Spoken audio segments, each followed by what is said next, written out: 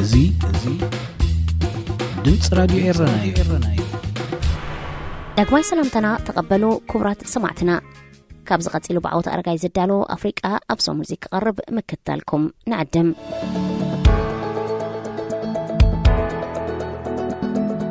صوماليا كوينات أنصار عدوات الشباب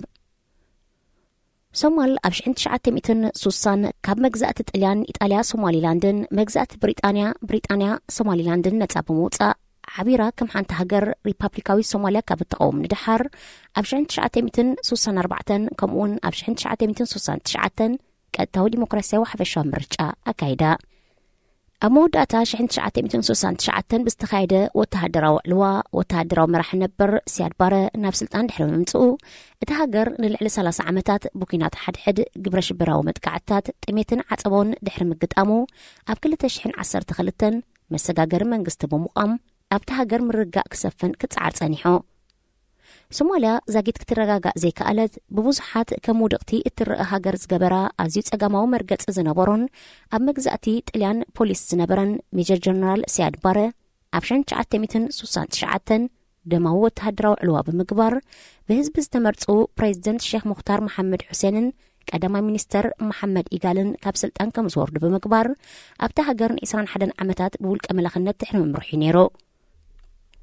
نسياد بارة كابسلتان موراد حيالو بإنداتات سقوما عطوات كجلتات أبلعلي سراوي تتهاجر بخلو شنقات متقعتات ككايدا بمجمارن اتهاجرنا بكينات حد تشيما أبشعن 991 دما سياد بارة كابسلتان كإلا تجديدو انتخونا أوشتتن بإندا زقوما حيلتات سمع كبتح بزي مخالون نايسلتان هاقاف بمخصاتون صوماليا نبز قدد كينات حد تشيما نقولة الصوماليا نمرقا أبشعن 992 وتهدرات حورات منقصات أمريكا زركبوهم كاب استفلاليا هاقراس تواتقو عقاب سلام سراوتو دو حورات هاقرات نبت هاقراتهم أبلعليو دحر استقبرا مدقعتات زوردك سراتات دما أبشعن 995 تقليلو كاب تهاقر كوات تقديدو ماكلاي منقست زي نبرا صوماليا بهايمونتاون بهلاون حقتات كتم حدر بمتصناح كمسلاماو بيت فردي الشباب ورار إثيوبيا عقبت سلام حبرة أفريقيا حج دما مسجاجر منقست تبراريوم بمنقد مقادشو نتهاجر كم حدرو تصنيحهم أبشعن 991 كبون شعن 998 صومالي لاندن بونتلاندن زبهلا ناتناتن زأوجا نجزا رأسن كم هاجرات سحسبا زباتات تمسريتن انتخون علم كم هاجرات أفلت إهابتنن نساتن بتزامادي تأتن زحلوا سلاماو أكايداي مرحقان تحلوا متأينجن زاقيت وحسايكونن إذا دمان تهاجر تم آقيلا خطكتسل أجديدوالو أبقوس صومال حدا جنينو زواتن حيالو كفالات تهاجر تقوطات إيروزت أنحن إسلاماو عتوق قجل الشبابيو قجل عتوق الشباب ملء سمو حركات الشباب المجاهدين كخون كلو نمك سقاس من السيات مجاهدين تباهلو كترقومي خقل أب صوماليا أب حد أوان زتفلالي بإسلامو بيت فرد زفلتو عتقات أب تهاجر نزنبرا زي مرقاء نمهداءن بإسلامو حق شريعة كمتم حدر نمقبار تمرت فتيروم أب كل التشيح نرسا كتما مقارشو تقوطات إيروما أب تمساسال أوان نحبرتن مرقاءن صوماليا زكالو سوزنوار قجلتات أب كينيا مرجع بمكياد بعبد الله يوسف زمراح كاب صوماليا وصاي مسجاجر منقستو قيموم إذا مسجاجر منقستي كينان إثيوبيان أفلو تهبونو ات مسجاجر منقستي كاب صوماليا وصا خويني سرح بمنبارو بحيالو صوماليين زيغاتات تقبلنا تيرخبن بز مخنيات ات منقستي بحجز إثيوبيا أبايدواس تبهلت عد بمقتاو مأكلاي بيت صحفت كفيتو أبزوانزي مقادشو أب تحت إسلاماو بيت فرديات محادر نيرا إذا بيت فردن حيلا بمتقو من محدار جورج بوش عبرات منقستات أمريكا سقات فتيرولو إت سقات دما إسلاماو بيت فردي نصوماليا انت تقوطات إيروا نايقبر الشبرا وقجل القاعدة مسسن مأكل قبرايز بالنيرو بز دما من محدار بوش نإسلاماو بيت فردي قبر الشبرا بموبال أبت بسم كينات أنصار قبر الشبراوان زبل مدب بمقتاو أنصارو كينات أويجو أب تحساس كل تشحن شدشتن إثيوبيا إسلامو بيت فردي نتسقطاي أسكايو بزبل مخنيت نصوماليا بمورار نإسلامو بيت فردي كابسلتان عليا أب كتما بايدوان نزنبر مسجاجر منقستي نابسلتان كم زديب كيرها أبز أوان زين بقر الشباب مجمرتا كنفاو عطو إسلاماوي بيت فرد بمخان قيمو كاتيلو دما بينا وسقوم تبو موساد أنصار ورار إثيوبيا قالش جميرو ጸኒሑን ንዝበዝሕ ክፋላት ደቡብን ምዕራብን ሶማልያ ተቆጻጺሩ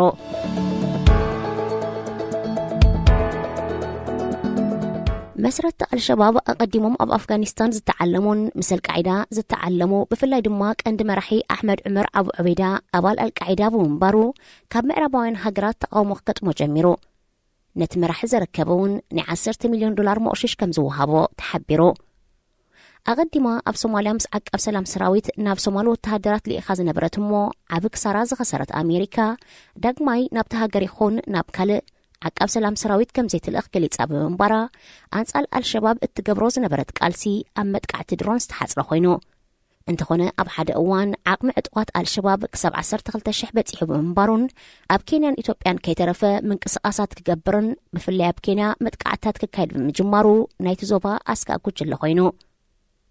ኣብ ሶማልያ እስላማዊ ሕጊ ሸሪዓ ክምስርት ከምኡውን ኣንጻር ሃፀይነትን ምዕራባውያንን ከም ዝቃለስ ዝገልጽ ኣብ ርእሰ ከተማ ሞቃዲሾ ብተደጋጋሚ መጥቃዕታት ክካየድ ብምጅማሩ ኣብቲ ሃገር ንዝነበረ መሰጋገሪ መንግስቲ ንምድጋፍ ኣፍሪቃዊ ሕብረት ዓቀብቲ ሰላም ሰራዊት ልኢኹ ኣንጻር ትዕጥቑ ድማ ኣብ ኩናት ተጸሚዱ ጽልዋ አልቃዒዳ ዘለዎ አልሸባብ በብእዋኑ ሓደ እዋን እናሓየለ ካልእ ግዜ ድማ እናተደኸመ ክኸይድ ጸኒሑ ዝሓለፈ ዓመት ፕሬዚደንት ኮይኑ ዝተመርጸ ሐሰን ሼክ ማሕሙድ ኣንጻር ትጉጅለ ኣዊጅዎ ብዘሎ ኩናት ናይቲ ጉጅለ ህላውነት ኣብ ሓደጋ ይርከብ ካብ ሰነ 2022 ናትሒዙ ኣንጻር አልሸባብ ኣብ ዝካየድ ዘሎ ኩናት እቲ ጉጅለ ልዕሊ 200 ወተሃደራት ክኸስር እንከሎ ሓያሎ ተቆጻጺሮ ዝነበረ ቦታታት ድማ ብሰራዊት ሶማልያ ኣብ ትሕቲ ቁጽጽር ኣትዩ ይርከብ ምክትል ላዕለዋይ ሓላፊ ሃገራዊ ድሕነት ሶማልያ ነበር እስማኤል ደህሩ ዑስማን ኣብ ዝሃቦ መግለጺ መንግስቲ ሶማልያ ምስ ዝተፈላለዩ ምልሻታት ብምትሕብባር ኣንጻር አልሸባብ ኣብ ዝገብሮ ዘሎ ኩናት ሓያሎ ዓድታት ክቆጻጸር ብምኽኣሉ ነቲ ጉጅለ ደፊኡ ናብ ዶባት ኬንያን ኢትዮጵያን የሳጎ ከም ዘሎ ሓቢሩ ልዕሊ 300 ላዕለዎት መሻይኽ ሶማልያ አልሸባብ ንሃይማኖት እስልምና ዘየንጸባርቑ ባህርያት ከም ዘለዎም ንሕግታት እስላም ብጉጉይ ተርጊሙ ከም ዝሰርሕን ብምግላጽ ነቲ ጉጅለ ድሕሪ ምኹናኖምን እቲ ጉጅለ ናይ ህዝቢ ደገፍ ይንፈጎ ከም ዘሎ ተሓቢሩ አልሸባብ ካብ መንግስትን መሻይኽን ጥራይ ዘይኮነ ተጻብኦ ዝገጥሞ ዘሎ ተቆጻጺሮ ጸንሐ ክፋል ሶማልያ ናብ ተደጋጋሚ ደርቂ ክወድቕ ብምጽንሑ ባህሪ ተፈጥሮ ብዓቢኡን ከምቲ ዝድለ ከይንቀሳቐስ ዓጊትወሎ ኣብ ሶማልያ ንራብዓይ ዓመቱ ቀጺሉ ብዘሎ ደርቂ 16.7 ሚልዮን ሰባት ናይ መግቢ ሕጽረት ክገጥሞም እንከሎ አልሸባብ ኣብ ዝቆጻጸሮ ቦታታት ንህዝቢ ዝኾነ ሓገዝ ክገብር ኣይከኣለን ኣብ ክንድኡ ናይ ክፍሊት ቀረጽ ወሰኽ ብምግባሩ ንህዝቢ ኣቆጢዑን ዓበይቲ ዓዲ ኣንጻሩ ከም ዝለዓሉን ገይሩ ኣሜሪካ ብወገና ኣብ ልዕሊ ትጉጅለ ብዘካየደቶ ናይ ድሮን መጥቃዕታት ሓያሎ ዕጡቓት ክትቀትልን ከላ ኣብ ዝሓለፈ ቀንያት እውን ቢላል አልሱዳኒ ዝተባህለ ሓደ ካብ ላዕለዎት መራሕቲ ብምቕታላ ነቲ ጉጅለ ዓብ ክሳራ ኮይኑሎ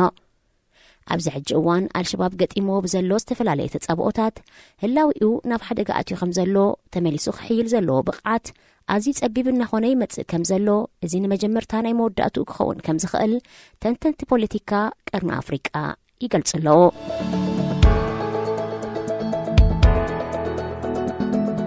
ላይበርያ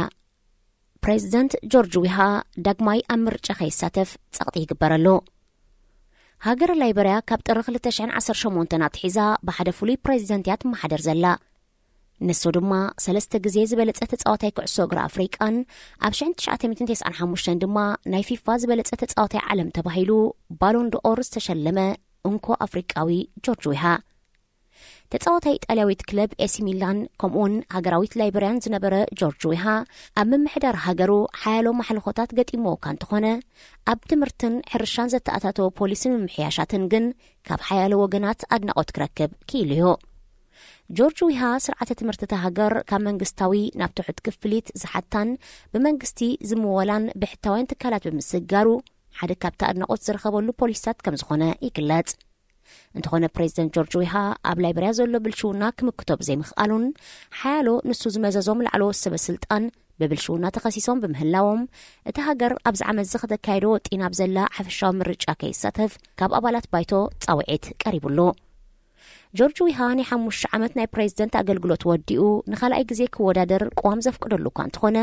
ፕሬዚደንት ኮይኑ ኣብ ዝተመርጸሉ ኣብቲ ሃገር ዝነበረ ብልሽውና ከወጉደይሉ ቃልኣት እኳ እንተነበረ ብኣንጻሩ ኣብ ግዜ መሪሕነቱ ብልሽውና ተለባዕ ሕማም ኮይኑ ከም ዘሎ ኣባላት ባይቶ ይኸሱ ትራንስፓረንሲ ኢንተርናሽናል ኣብ ዘውፅኦ መግለጺ ብብልሽውና ላይበርያ ካብ 180 ሃገራት ኣብ 136 ክስርዓን ከሎ ኣብ 2018 ጆርጅ ዊሃ ስልጣን ኣብ ዝተረከበሉ እዋን ድማ $100 ሚልዮን ሃብቲ ሃገር ብብልሽውና ተጠፋፊኡ። ጆርጅ ዊሃ ዝመዘዞም ሓያሎት ላዕለዎት ሓለፍቲ ብብልሽውና ክኽሰሱን ከለው ሓለቓ ስታፍ ቤት ጽሕፈት ፕሬዚደንት ድማ ኣብ ህዝባዊ ብልሽውና ብምስታፉ ብሕቡራት መንግስታት ኣሜሪካ እገዳ ተገይሩሉ። ጆርጅ ዊሃ ንባይቶ ኣብ ዝሃቦ መግለጺ ንኻልኣይ ግዜ ክወዳደር ቁሩብ ከም ዘሎ ደገፍ ከም ዝደሊ ኣብ ዝሓበረሉ እዋን እዩ እቲ ተቃውሞ ገጢምዎ ዘሎ። ንሱ ኣብ ዘስምዖ ቃል ኣብ ትሕቲ መሪሕነቱ ጸጥታ ሃገር ውሑስ ከም ዘሎ እኳ እንተገለጸ ብፍላይ ድሕሪ ምልባዕ ሕማም ኮቪድ ዘጋጠመ ቁጠባዊ ቅልውላው ግን ክሓዊ ከም ዘይከኣለ እዚ ድማ ናይ ብዙሓት ሃገራት ሽግር ከም ዝኾነ ብምሕባር ብልሽውና ንዝምልከት ግልጽነት ኩሉ ምዃኑ ቃልኣት ኢሎ። ንጆርጅ ዊሃ ዝድግፉ መብዛሕትኦም መንእስያት ብምዃኖም ንሱ ንኻልኣይ ግዜ ኣብ ምርጫ ከይወዳደር እንተተዓጊቱ ኣብታ በሰላ ዘይሓወየላ ሃገር ዳግማይ ግጭት ከይላባዕ ስጋት ኣሎ። ጆርጅ ዊሃ ኣቐዲሙ ኣብ ቀጠር ኣብ ዝካየድ ዝነበረ ውድድር ኩዕሶ እግሪ ዋንጫ ዓለም ንምክትታል ን10 መዓልትታት ካብ ስራሕ ብምብካሩን ኣበል ምቕባሉን ንሓያሎ ላይበራውያን ኣቆጢዑ ነይሩ። ንሱ ሃገሩ ላይበርያ ኣብ ዋንጫ ዓለም ዘይተሳተፈት እኳ እንተኾነት ወዱ ቲሞቲ ዊሃ ንሕቡራት መንግስታት ኣሜሪካ ወኪሉ ይፃወት ብምንባሩ ንወዱ ንምዕዛብዩ ናብ ቀጠር ኣምሪሑ። ላይበርያ ከም ሓያሎ ሃገራት ኣፍሪቃ ዝተፈላለየ ዘይተጸገነ ሽግራት እኳ እንተሃለዋ ምስ ዝሓለፈቶ ኩናት ሓድሕድን ድሕሪኡ ዘመዝገበቶ ብምንጻር ሓንቲ ካብ 21 ዝዕወታ ዘለዋ ሃገራት ከብላ ኽኢል እዩ። እንተኾነ ብልሽውና ክትቆጻጸር ብዘይምኽኣላ ካብ ቀጻሊ ዕቤት ትሰነኸላላ። ላይበርያ ብቐሊሉ ክስበር ዝኽእል ስምብራቱ ዘይሓወየ ሕብረተሰብ እትውንን ብምዃና ቀጻልነት ዘለዎ ዝተረጋግአን ብቑዕን ምሕደራ ከድልያ እዩ። ቀጻልነት ዘለዎ ዝተረጋግአን ብቑዕ ምሕደራ ከድልያ ምዃኑ ዝተፈላለዩ ተዓዘብቲ ይገልጹ። ካብ 1989 ክሳብ 2003 ን14 ዓመታት ደማዊ ኩናት ሓድሕድ ዝተኻየደላ ምዕራብ ኣፍሪቃዊት ላይበርያ ኣብዚ እዋንዚ ሰላምን ቅሳነትን ሰፊኑ ይርከብ። ብልሽውና ዝኸተሎ ምምዝባዕ ዘይምዕሩይ ማሕበራዊ ኣገልግሎት ግን ነዚ ጸጥታ ክፈታተኖ ተኽእለሎ።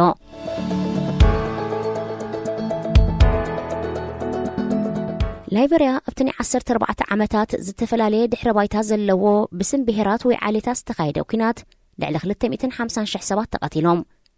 1 ካብ 4 ላይበርያዊ ተቐቲሉ ወይ ተሰዲዱ። ደቂ ኣንስትዮ ብፍላጥ ኮኔልካ ተዓሚፀንን ተቐቲለንን።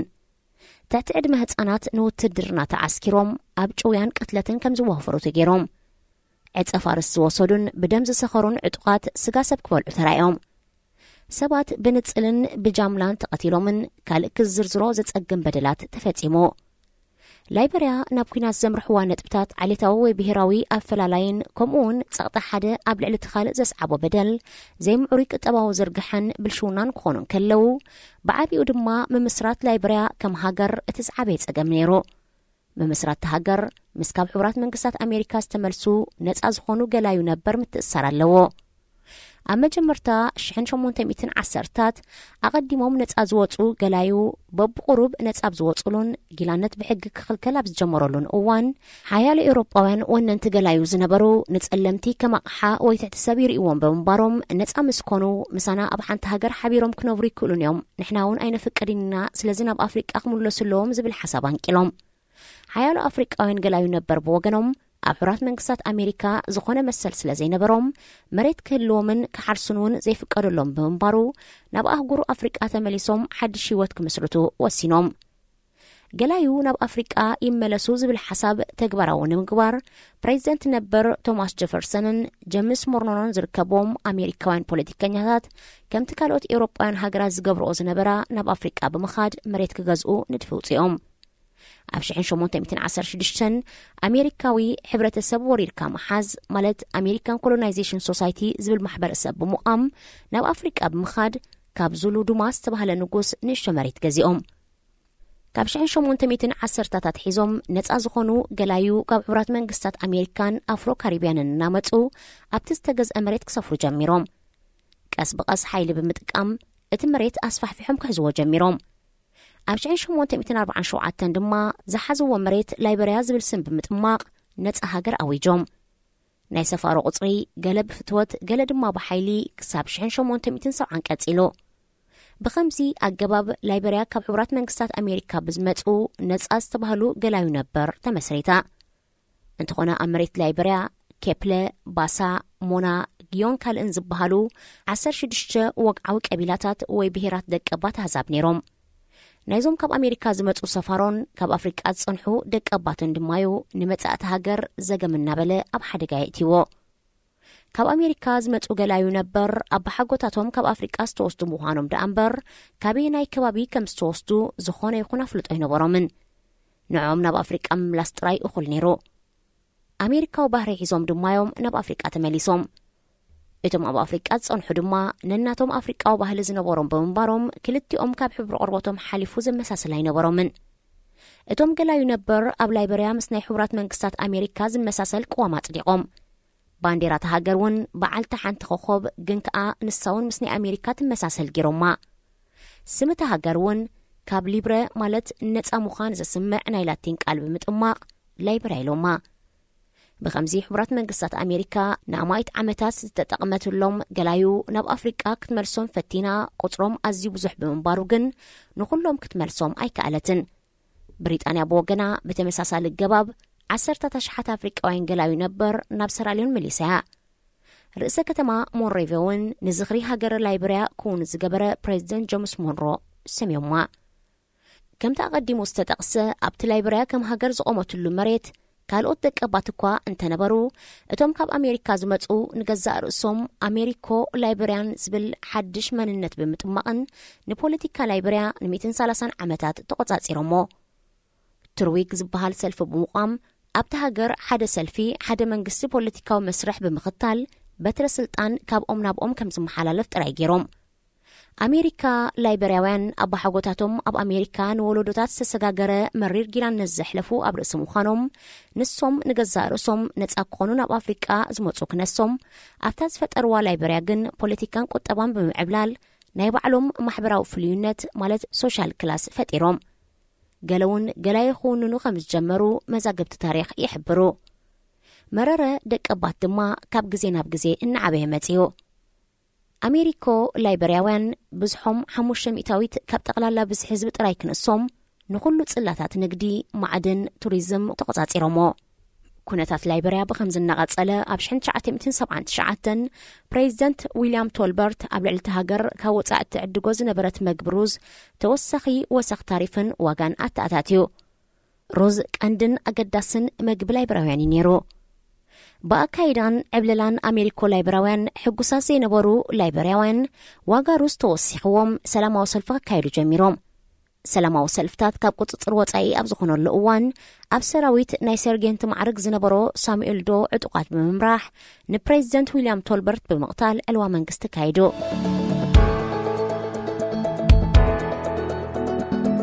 ሳሙኤል ዶ ካብ ክርሃን ዝበሃሉ ዓሌት ኮይኑን ስልጣን ድሕሪ ምጭባጡ ንቅዋምቲ ሃገር ኣፍሪሱ ብውልቀ መላኽነት ነቲ ሃገር ክመርሓ ጀሚሩ ንሱ ብወገኑ ዓሌቱ 400 ካብ ብስሕቲ ሃገር ጥራይ ሽፉኑ ክነሶም ብምሉኡ ፖለቲካውን ወተሃደራውን ናይ መዝነት ቦታታት ንደቂ ዓሌቱ ጥራይ ዓዲልዎ በዚ ድማ ምስቶም ዝተረፉ ዓሌታት ኣብ ንሕንሕ ኣትዩ ክሳብ 1990 ንላይበርያ ዝመርሓ ፕሬዚደንት ሳሙኤል ዶ ምስ ሕቡራት መንግስታት ኣሜሪካ ጥቡቕ ዝምድና ብምስራቱ ካብቲ ሃገር ቁጠባውን ወተሃደራውን ሓገዝ ክረክብ ክኢሉ እንተኾነ ኣቐዲሙ ኣብ ክፍሊ ዕድጊ ኣካየዲ ስራሕ ኮይኑ ዝሰርሐን ብጻይ ሳሙኤል ዶ ዝነበረ ቻርለስ ቴይለር ብብልሹውና ተኸሲሱ ካብ ስልጣን ድሕሪ ምብራሩ ዕጥቃዊ ሰልፊ ጉሪላ ጀሚሩ ብምንባሩ ናይቲ ሃገር ጸጥታ ኣብ ሓደጋ ኣትይዎ ቻርለስ ቴይለር ብብልሹውና ድሕሪ ምኽሳሱ ናብ ሕቡራት መንግስታት ኣሜሪካ ምሊጡ እንተኾነ ንሱ መንግስቲ ላይበርያ ብዘቕረቦ ናይ ማእሰርቲ ዋሕስ ኣብ ኣሜሪካ ኣብ ትሕቲ ቀይዲ ኣትዩ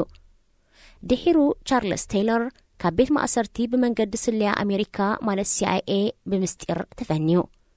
ቀጺሉ ቻርለስ ቴይለር ናብ ሊብያ ብምኻድ ብፍትወት ሙዓመር ቃዛፊ ወተሃደራዊ ታዕሊም ወሲዱ ናብ ጎረቤት ሃገር ላይበርያ ብምኻድ ግንባር ሓርበኛ ላይበርያ ዝተሰመየ ዕጡቕ ተቃውሞ መስሪቱ ከማ መብዛሕትኡ ሃገራት ኣፍሪቃ ዝረአ ድማ ቻርለስ ቴይለር ካብ ዓሌት ጊዮን ኣሜሪኮ ላይበርያ ብምንባሩ ካብቶም ኣህዛብ ሓያል ደገፍ ረኺቡ በዚ መሰረት ጉዳይ ላይበርያ ዓሌታዊ ምፍሕፋሕ እናፈጠረ መጽዩ ኣብ 1989 ብቻርለስ ቴይለር ዝተመርሑ ዕጡቃት ካብ ኣይቨሪ ኮስት ተበጊሶም ኣብ ልዕሊ ላይበርያ መጥቃዕቲ ጀሚሮም ብቻርለስ ቴይለር ዝምርሑ ዝነበሩ ዕጡቃት ኣብ ክልተ ተቃራኒ ውድባት ተመቒሎም بريزيدنت سامويل دو بعطقات تتحيزو بأسقاقي كونتات الناتقة لزرئي تنقصعص لدحر مزرقحو اتهاجر نام ملوء كينات حد تتصنبيرا ناب سرعات ألبونت تسقاقيرا ማሕበረሰብ ቁጠባ ሃገራት ምዕራብ አፍሪቃ ኤኮዋስ በሴራሊዮን ናይጄሪያ ጊኒ ተሐጊዙ ናብታ ሃገር ዓቃብ ሰላም ሰራዊት ብምልአኽ ግዚያዊ መንግስቲ ክምስርት ፈቲኑ እኳ እንተነበረ እንተኾነ ቻርልስ ቴይለር ስለዘይ ተቐበሎ ኩናት ክሳብ 1997 ቀፂሎ ኣብ 1997 ቻርልስ ቴይለር ፕሬዚደንት ኮይኑ እንተዘይተመሪፀ ኩናት ክቕፅለይሉ ድሕሪ ምፍርሑ ክምረፅ እኳ እንተኸኣለ ሻቡ ኣብ ጊኒ አይቨሪ ኮስት ሴራሊዮን አንጻር መንግስታት ዝዋግኡ ዝነበሩ ሓይልታት ክሕግዝ ብምጅማሩ እቲ ኩናት ናብ ዞባዊ ግጭት ተቐይሩ እቲ ታሪኽ ንምሕፃር ቻርልስ ቴይለር ኣብ ስልጣን ኣብ ዝጸንሓሉ ኣብ ሃገሩን ሴራሊዮንን ብዝወልዖ ኩናት ብገበን ተሓታቲ ኮይኑ አንጻሩ ዝተለዓሉ ዕጡቃት ድማ ኣብ 2003 ምስ ኸበብዎ ብፍቃዱ ካብ ስልጣኑ ክእለ ተቐሲቡ ቻርልስ ቴይለር ድሒሩ ኣብ ዓለማዊ መገባያ ቀሪቡ ግብረ ሽበራ ቅትለት በደል ኣብ ልዕሊ ደቂ ኣንስትዮ ጾታዊ ዓመት ጾታዊ ጊላነት በደል ኣብ ልዕሊ ክብሪ ሰብ ብምዕስካር ትሕቲ ዕድመ ህፃናት ዝርከብዎም 11 ክስታት ተኸሲሱ ን50 ዓመት ክእሰር ተፈሪዱ ላይበሪያ ድሕሪ ናይ ምስግጋር ግዜ ኣብ ዝተኻየደ ምርጫ ኣብ ጥሪ 2006 ናይ መጀመርታ ኣፍሪቃዊት ጓል ኣንስተይቲ ኤለን ጆንሰን ሰርሊፍ መራሒት ሃገር ኮይና ተመሪፃ ኣብታ ቡኪናት ሓድሕድ ዝተሓመሰትን ዝተሰብረትን ሃገር ምምራፅ ጓል ኣንስተይቲ ፕሬዚደንት ናይ ኣደነት ቦታ ዝሕዝ ብምንባሩ ዓብ ተስፋ ዝህብ ነይሩ ኤለን ጆንሰን ሰርሊፍ ኣቐዲማ ኣብ ዝተፈላለየ ጽፍሒ መዝነት ዘገልገለትን ምዝተፈላለዩ ትካላት ሃገራ ብፍላይ ድማ ደቂ ኣንስትዮ ጥቡቕ ዝምድና ኣጥርያ ብምንባራ ተቐላጢፋ ኣብ ሃገራዊ ዕርቅን ቁጠባዊ ሕውየትን ክትሰርሕ ጀሚራ ኣብ ትምህርቲ ትሕቲ ዕድመ ወተሃደራት ናብ ንቡር ምምላስ ምጽባብ ፍልይ ጀንደር ትሕቲ ቅርጻዊ ህንጸት ሃገራ ርኡይ ምምሕያሽ ከተመዝግብ ብምኽኣላ ተዓዋቲት ሰላም ሽልማት ኖበል ክትከውን በቕዓያ በዚሁ ህዝብ ላይበሪያ ዘይሓወየ ብሰላ ዝውንን ብምዃኑ ኩነታት ላይበሪያ ብቐሊሉ ክስበር ዝኽእል ሓደገኛ ሕብረተሰብ ተባሂሉ ዝግለጽ ጆርጅ ዊሃ ድማ እቲ ሕብረተሰብ ዳግማይ ናብ ግጭት ከየምርሕ ሓላፍነት ኣለዎ